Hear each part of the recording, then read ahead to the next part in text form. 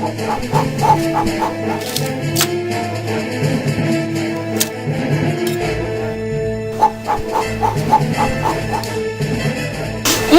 like a banana.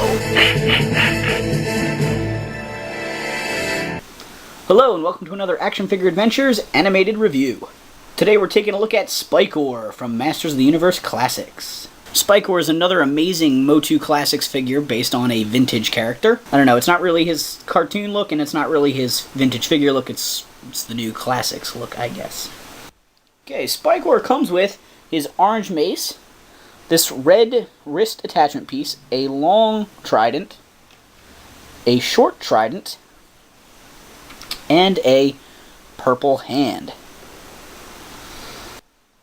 The vintage figure had an action feature where the trident would extend from his arm. His arm was locked out in a straight position with no articulation because it had an action feature inside it. And as usual with MOTUC Classics, instead of giving you the action feature, they give you a way of recreating it. So you can take the short one off, add the extended one. Also, because in the cartoon, sometimes he had a trident, sometimes he didn't, they threw in the purple hand. Spikor has all the standard MOTUC Classics articulation. His armor gets a little bit in the way of his arms. Not a lot, but they don't quite get in as tight as they could because he's got these spikes. It does interfere with the ab crunch a little bit, but it's not... it pretty much interferes with the ab crunch. You can also give him Trapjaw or Horde Prime or Hurricane Hordak or whoever Roboto parts because the wrist comes off. That's a shared socket system, which I think is cool. Not that I would necessarily do it on this guy, but it's neat, especially since he's Skeletor's weaponsmith. You might want to do that. His mace is a terrible color, but obviously that color because of the vintage figure.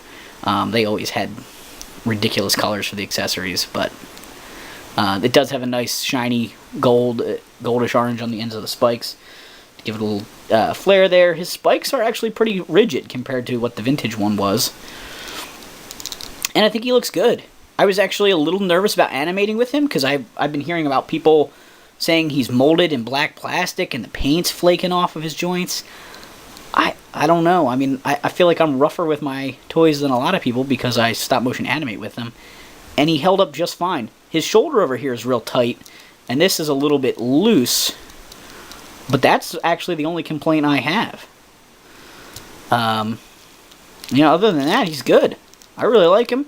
I didn't get any quality control issues with my guy. I didn't think his eyes looked bad. Maybe he's got lazy eye. I don't know. He's a goofy character. It doesn't even bother me. I don't know. Does he have lazy eye to you? This has been another Action Figure Adventures animated review.